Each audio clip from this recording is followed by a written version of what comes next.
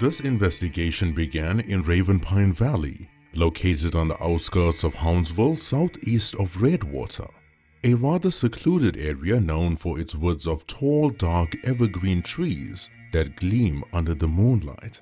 For the past 7 years, Ravenpine Valley has had numerous attacks in the woods. Most folk claim that it was a wild animal, while others were certain it was a werewolf. Normally, I would tell you about werewolves for the intro to pique curiosity, but this time I'm going to do things differently. I'm going to make this horror story just as challenging as the investigation was for me. These are the suspects in the case file. Let's see as the investigation unfolds, based on the witness reports and the information that I received, if you can guess which one of these men was the werewolf responsible for these attacks.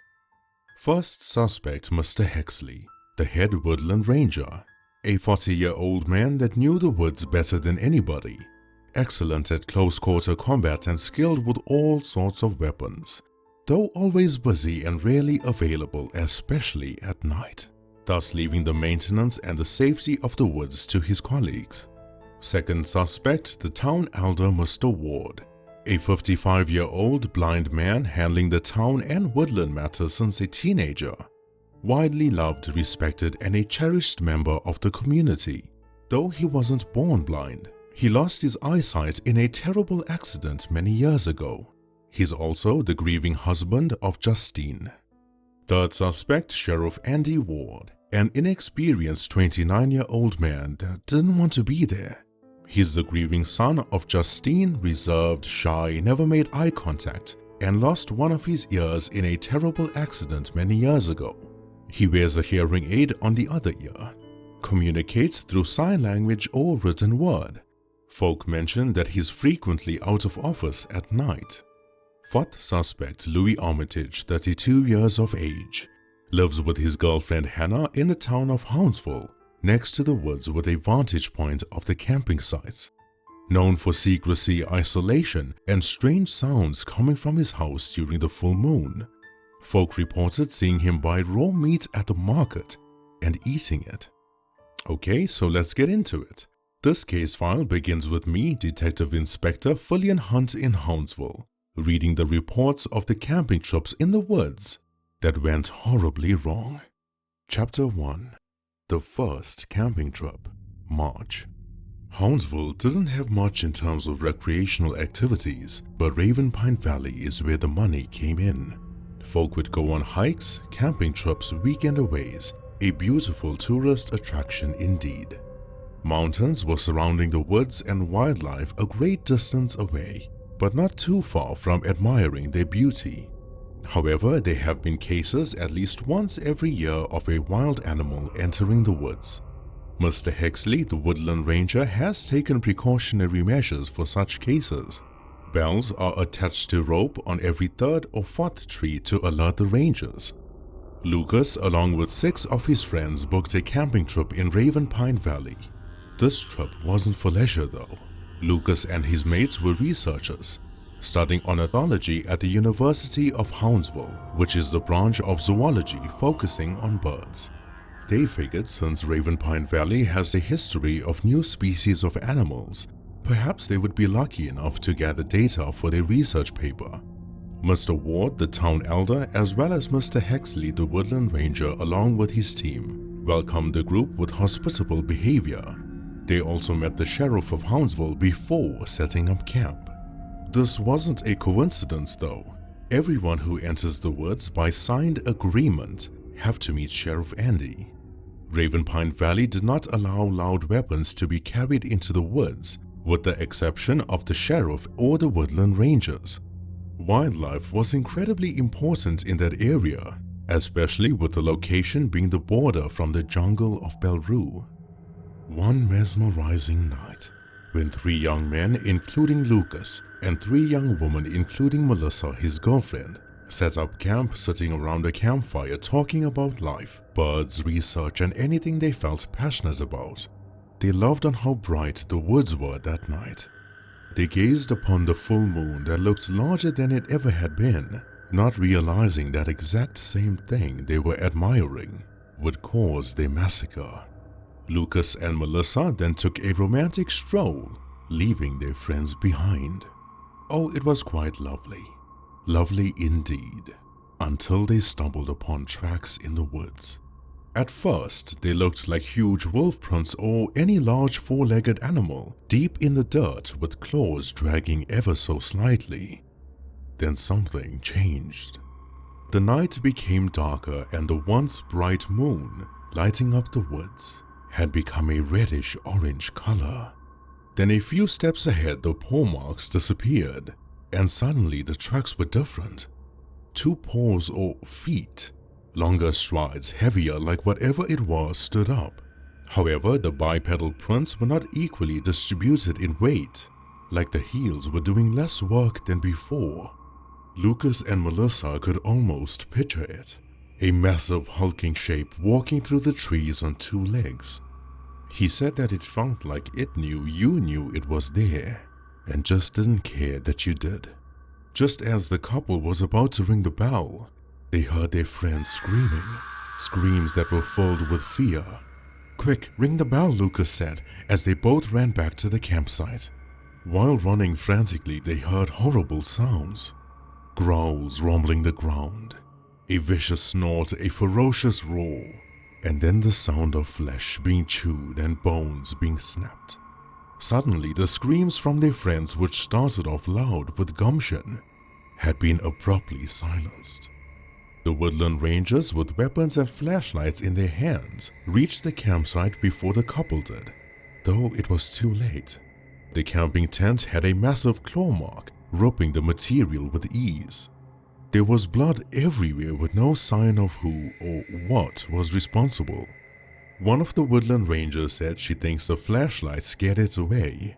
Normally, the sound of the bells was so loud they scare anything away. So why did it still have time to attack these people? The only way the couple identified their friends were from their clothing and limbs ripped apart and spread out around the campsite. Some of their body parts were up in the trees, some on the ground and some in the camping tent itself, but none of their heads were found. Lucas told me that it was weird how Sheriff Andy wasn't present in the woods. "What do you mean?" I had asked. "Well," he replied, "when the woodland rangers arrived, they, meaning him and his girlfriend, expected the sheriff to be there. Ravenpine was a small town secluded with nothing else going on at the time. Just awfully strange for him not to be present. But then again," he said, "it was really late, past midnight or so. Woodland Ranger Mr. Hexley was nowhere to be seen either." Melissa mentioned after the attack, she thought she saw red eyes looking at them from the darkness far away, though she couldn't be sure. After all, she was distraught.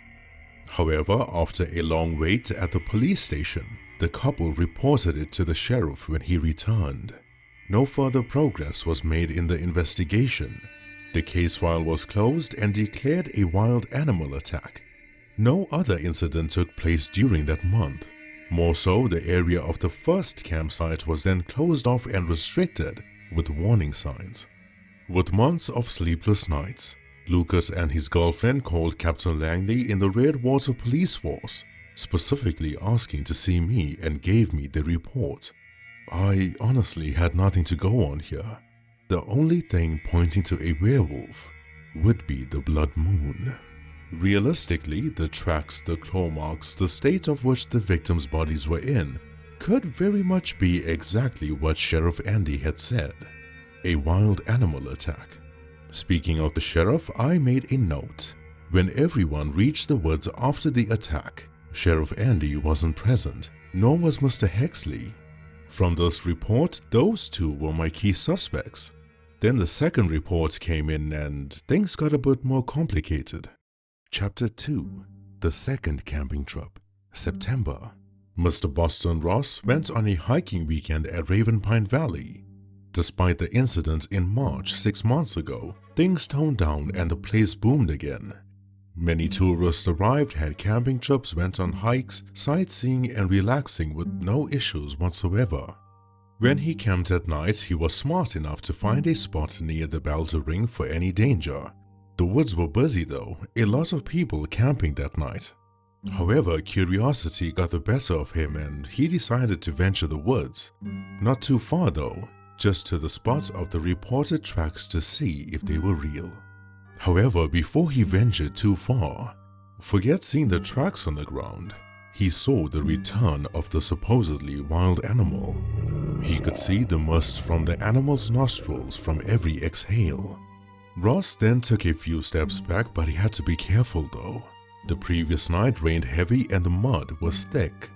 At first, it looked like a large wolf behind the trees, glowing orange eyes staring at him before the lunar eclipse took over. The creature then gradually stood up, and Ross thought this monster would not stop growing. It had to be at least 9 feet tall. Thick, dark gray fur blowing in the cool breeze that night. He ran for the bell and so did the others at their respective camping spots, but none of them reached it. The werewolf, despite its size, moved like a shadow creeping up behind each tree, snatching victims away like they were being pulled by magnets. The creature seemed to first target those who were near the bells, like it didn't want them to ring it. Panic struck the woods as folk began running to the entrance. They yelled, shouted, and screamed for help as they could see the woodland rangers' flashlights in the distance. But everything happened too fast. Ross ran for his life, but with each step he could hear people being devoured. He heard their bodies being ripped apart like cleavers removing chunks of their flesh. He heard the munching and growls and the disgusting sound of blood curdling inside the monster's mouth. Then before he knew it, there was no one else running behind him, as they all were taken. The woodland rangers were closer than before and Ross felt a glimmer of hope reach his eyes. But then, he tripped and fell, rolling in the thick mud covering his body completely. When he landed onto his stomach, he rolled onto his back and froze. Quickly, he covered his mouth, trying not to make a noise or even breathe. The werewolf was in front of him, larger than ever. Blood soaked into its fur, its teeth long and sharp, and pieces of flesh were still on its claws. Though quickly, Ross looked around the woods and saw blood everywhere. On the ground, scattered in the trees, toes and fingernails spread out and a few limbs here and there, with chunks of hair lying about. His eyes widened as the thick mud cleared itself from his eyelids, but still he didn't move. However, why wasn't the werewolf moving either? The creature snuffed over and over again, staring deep into Ross's eyes, looking into the man's soul, though it never attacked. No leap, lunge, dash, or pounce. Just stood there staring at the man covered in mud, trying to be silent as ever. Then the werewolf turned around and walked away with haste. For some reason, the monster moved like it was in a hurry, almost like he could hear the woodland rangers at the entrance of the woods. Their reaction time when described this way seemed abysmal, but the werewolf made it so. It was too damn quick in devouring its victims. Then the beast walked towards the shadows, with only its silhouette showing in the blood moon. Ross, slowly but silently as possible, dragged himself on the ground, crawling away, but keeping his eyes focused on the werewolf. It then carried the heads of its victims, the ones it removed clean off like an executioner, then packed them away into the sack.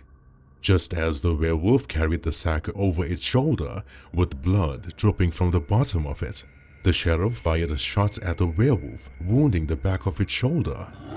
The werewolf bolted away, first on the ground running like a human, then on all fours, and then jumping and leaping from tree to tree, disappearing into the night. I asked Mr. Ross if Mr. Hexley, the head woodland ranger, was present at the time. No, he replied. Just as I was about to put him on the top of my list as a suspected werewolf, Mr. Ross told me something that made me scratch off the name entirely. The reason the woodland rangers took so long to reach the woods that night was because they found a body near a cave entrance.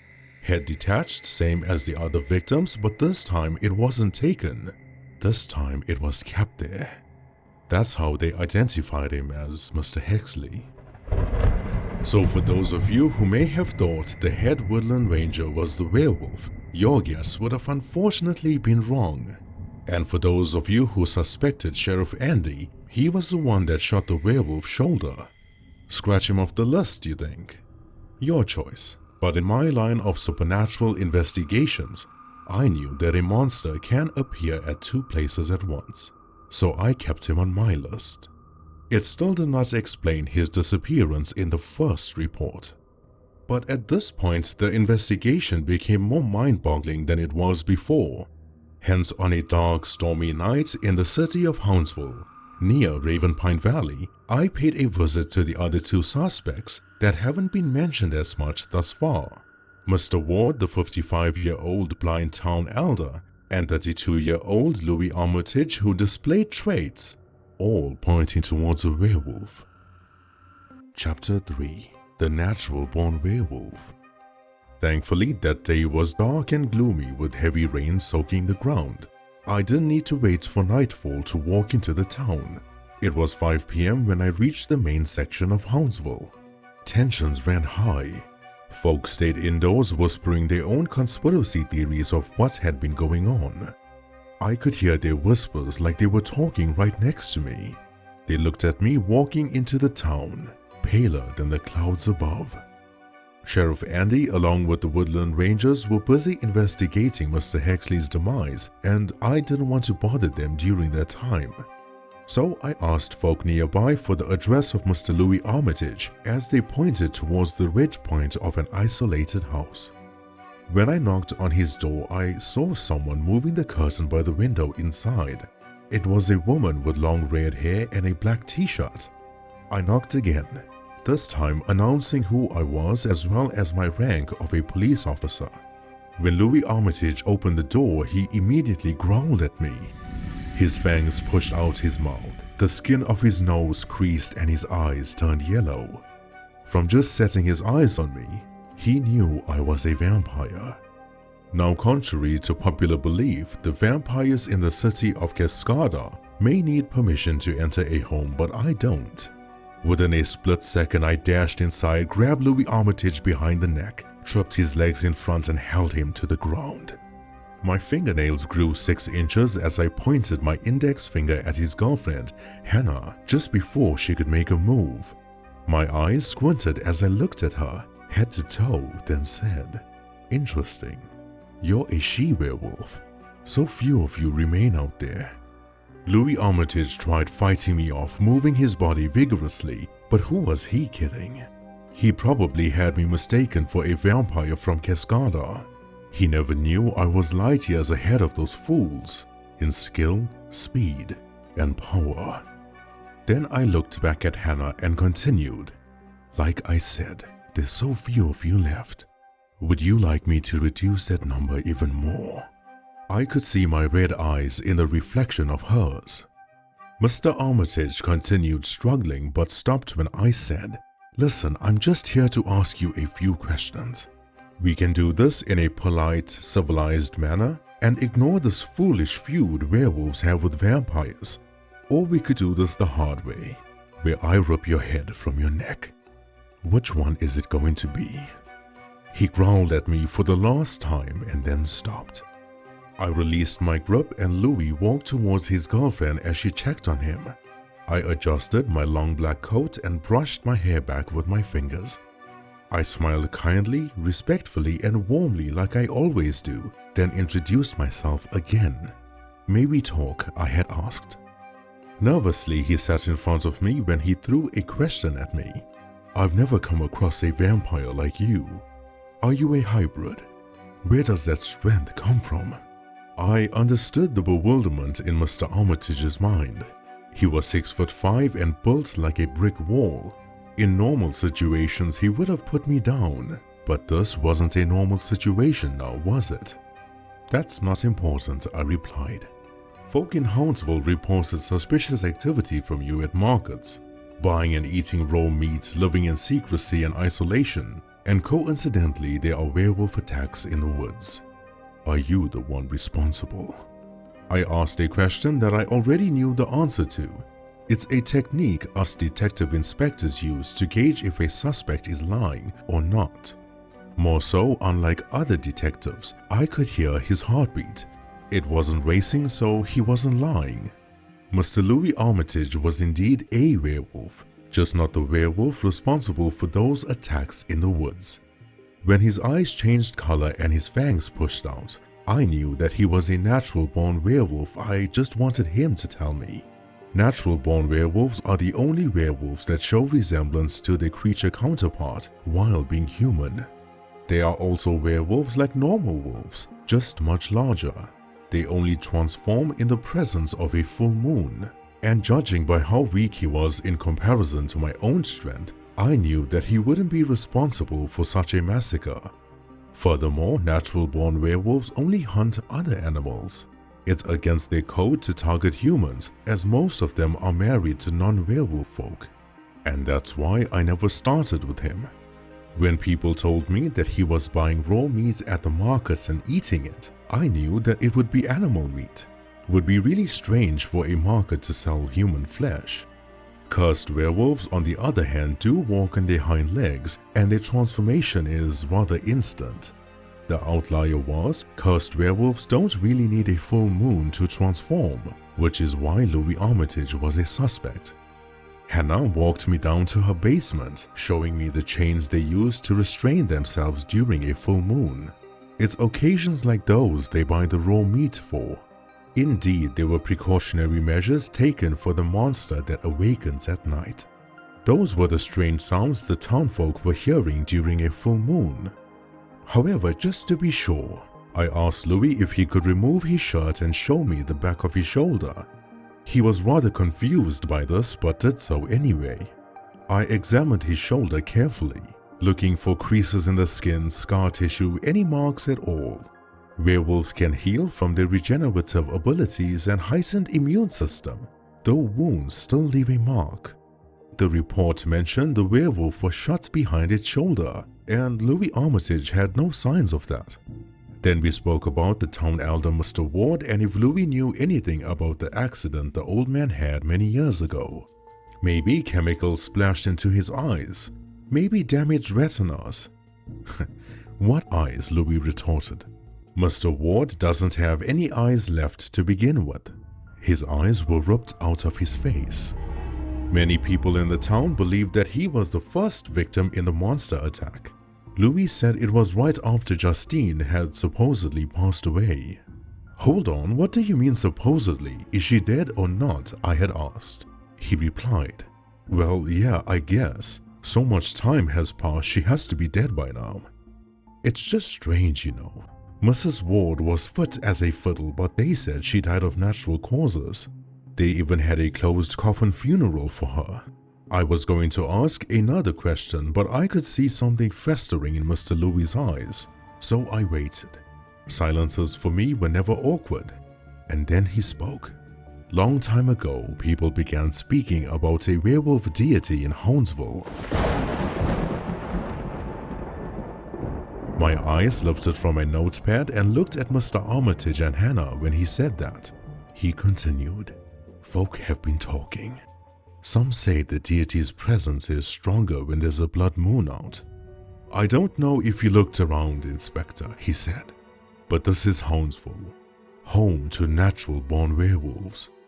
We live by a code. Those attacks in the woods are not just hunting or feeding kills. Those kills are ritualistic. Whatever this thing is, it's not a wild animal.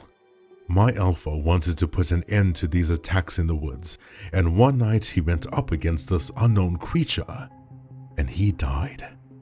Mr. Armitage told me the alpha was just as strong as I was. I bid him and Hannah farewell and left. So for those of you who suspected Mr. Louis Armitage was a werewolf, you would be correct, but he wasn't the werewolf responsible for those attacks. Mr. Hexley and Mr. Louis Armitage, two suspects scratched off the list, which meant I had to pay a visit to father and son, Mr. Ward and Sheriff Andy. Chapter 4: The Cave of Ravenpine Valley. Mr. Archibald Ward was a pleasant human being. He walked around with a guide or mobility cane. He wore thick brown shades of sunglasses which really suited him well. Furthermore, Archibald, despite his age, had a full set of white hair and a grey beard. He told me about his dealings with the town matters, Ravenpine Valley being a tourist attraction, and how much time he spent cultivating the place. Mr. Ward also spoke about the werewolf attacks, of which he seemed incredibly frustrated and disheartened about, like everything he's worked for had been going down the drain. It was his suggestion to install bells in the woods. I asked him about his eyesight as respectfully as I possibly could, but he grimaced at the sound of that. "I do not wish to talk about that, Inspector," he said in an eerie whisper. "Don't ask my son about it either. We are very happy to answer every question you have, but don't ask us about that incident ever again." "Forgive me," I replied, and so I changed the topic. Then I looked at his glasses and said, "I'm sure you visit the woods often, sir, though it cannot be easy for you. I've noticed there was a long stone staircase leading up to the campsites."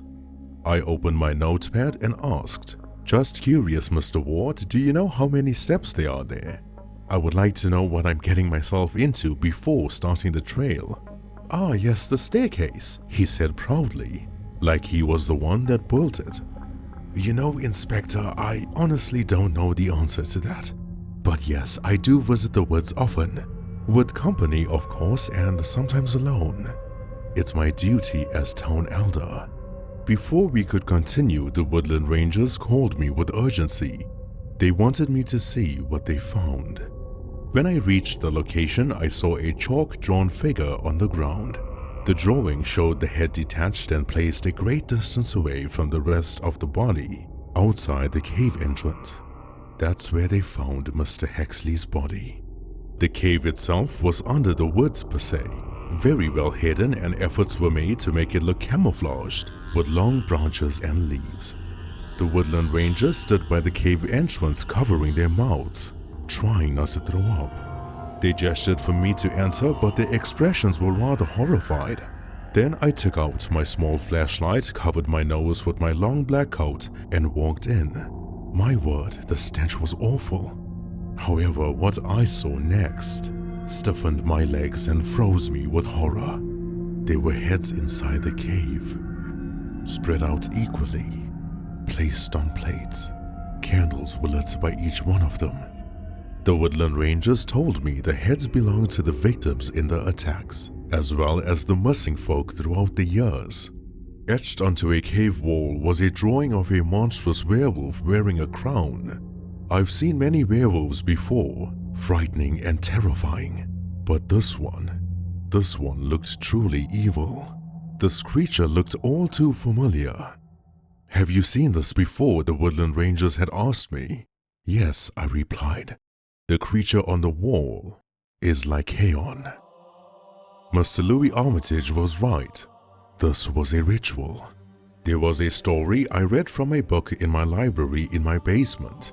Lycaon was the king of Arcadia, known for his arrogance and a lack of reverence. His name comes from the Greek word lykos, meaning wolf. One day, Lycaon wanted to test whether the god Zeus was truly all-knowing. To do so, he decided on a gruesome experiment to serve raw human flesh to Zeus, disguised among other foods. Zeus, however, immediately sensed the horrific act. With rage, he overturned the table, struck the house with lightning, then transformed Lycaon into a werewolf as punishment for his savagery. Now, in my world, some say his spirit wanders the night when there is a blood moon, an omen that lifts the veil between the living and dead, when evil spirits roam freely. Lycaon's spirit haunts ordinary men to become werewolves by sacrificing their own flesh as well as their loved one. Once the first step in the ritual is complete, they would be cursed as a werewolf with immense power for the rest of their life. Rumor has it their transformation during a blood moon is the strongest, though they can lose the curse and their power if frequent sacrifices aren't made to Lycaon. Now I understood why the werewolf didn't devour the heads of his victims, rather packed them away into his sack. This was just a month, or so I believed. So it seemed Mr. Hexley was performing his own investigation under the radar, which explained his absence that night in the first report. It also seemed like when he found the cave he knew who the werewolf was, and so it killed him. His body was not left there by accident. His body was left there to send a message for anyone poking their noses where it shouldn't be. I told the woodland rangers to take photographs of inside the cave and burn everything, then report the findings to the higher-ups in the police force. And so they agreed. But there was one thing left for them to do for me. I said, make an announcement in the town. Tell them what you found. Tell them about the ritual about the victims' heads and Mr. Hexley's body. Also tell them that I, Detective Inspector Fullion Hunt, was the one who destroyed everything inside the cave. Tell them that I burned down the ritual site. Furthermore, I continued, casually mentioned that I will be spending my last night in Ravenpine Valley, camping in the woods. The woodland rangers were confused but agreed nevertheless. And so I prepared myself that night. Ravenpine Valley didn't allow loud weapons, but that was quite alright. I packed my bow and silver arrows from home when I left for this trip. Silver was one of the weaknesses of werewolves. It burns them from the inside, wounds their regenerative abilities cannot heal. I set up my camping tent in the same spot the other victims were in, and patiently waited for the werewolf of Ravenpine Valley to find me. And I had a hunch, well, more than a hunch, that when I encountered the werewolf, the creature would be missing an ear. Chapter 5. Werewolf Identity Revealed. Sheriff Andy avoided me like the plague. Maybe because he knew, much like Mr. Louis Armitage, that I was a vampire. He was worried that his rage and ferocity would be visible to the townfolk when he saw me. While waiting for him in the woods, I used my silver arrows to sharpen my fingernails. Then I thought about the first report very carefully. The woodland rangers said the bells were so loud they scare anything away, but it wouldn't have worked against Sheriff Andy, as he wouldn't have heard them in the first place. Being a werewolf doesn't magically fix your human shortcomings. Yes, werewolves can heal, but only from wounds caused in their werewolf form, not long-term injuries or illnesses that were inflicted before transformation. That's the tragedy of cursed werewolves. It doesn't change who you are, it only amplifies what you are. With his hearing gone, his eyesight had been heightened as a human, thus amplified as a werewolf. He saw the woodland rangers coming from a mile away that night, then fled the woods before they caught a glimpse of him. Why flee, you may ask? Because Sheriff Andy had to rush to the cave during the blood moon and make an offering to Lycaon for the ritual. Now the werewolf arrived angrier than ever. After all, I did destroy his ritual site, or so he believed. His ear was missing in his werewolf form as expected. He was monstrous, ferocious, and dark like the night, showing his gnarly fangs as his red eyes met mine. Then I readied a silver arrow in my bow and let go. 2 arrows pierced his legs by the time he reached me. I underestimated him. I thought he would have been weaker. I heard his fur burning and his skin sizzling from the silver, though that never stopped him. We tussled for a long while until I was under the werewolf. His furry arms pressed down on my chest and drool dripped from his mouth. Oh, he was cursed. I had never seen rage like that before. I used my sharp fingernails and dug them into his neck as he roared in anger, hiding the pain. I then stood up while my fingernails were still in his neck and threw him against the tree. Despite being cursed, I could see the worry in his expression. Worry mixed with confusion as to how a vampire like myself could do that. He got up to his feet rather quickly and charged towards me like a freight train. And that's exactly what I was hoping he would do. I dodged at the very last second, only using my hips and shoulders, then tightened the grip on my silver arrow held discreetly and slammed it through the top of his skull straight to his brain. His red eyes switched off like a fused light bulb as he fell to the ground, shrinking back into the man that he once was. I could have packed up and left in that moment. I could return home, get a paycheck, and stamp the case file as closed. After all, I defeated the werewolf of Ravenpine Valley. Or did I?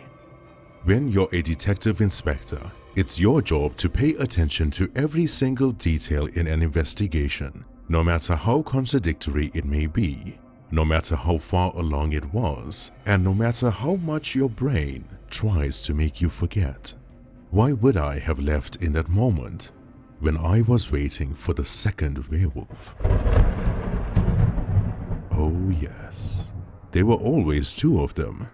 Sheriff Andy Ward may have matched everything in the first report, but his appearance and movement had nothing to do with the second. For the second report, the bells never rang. The werewolf's eyes were yellow, not red. Mr. Boston Ross in the second camping trip said the monster stared at him deep in his eyes, then walked away sniffing the entire time. But the werewolf couldn't smell the victim, not when he was covered in mud. Nor could he see the victim, for the werewolf was blind. I knew Mr. Ward, the town elder, lied through his teeth when I interviewed him, and I knew it when I asked him about the steps leading up to the campsite. He said he visited the woods often because that was his duty to handle every matter in town, and yet he couldn't tell me how many steps were on that stairway. Now, do you know what a blind man does when walking up and down a staircase that he visits frequently? He counts the steps. The werewolf in the second report relied on sound. He snatched the victims away from their frantic footsteps, heavy breathing and screams before they rang the bells, as he knew it would alert the woodland rangers. After all, it was his suggestion to install them. More so, he would not be able to hear them coming, with the screams drowning out the rangers' footsteps. However, since the bells never sounded, the werewolf didn't hear the rangers coming until they were right there. Sheriff Andy, his son, shot the werewolf in that moment, knowing his father would heal and making it seem to everyone else that he was in the clear of any accusations. Then there was the matter of the first report. The werewolf was scared off by the flashlights. Mr. Ward wouldn't have seen any of that. There had always been two werewolves, though I never had enough evidence to prove it. Then it was the matter of Justine, Mr. Ward's wife and Andy's mother.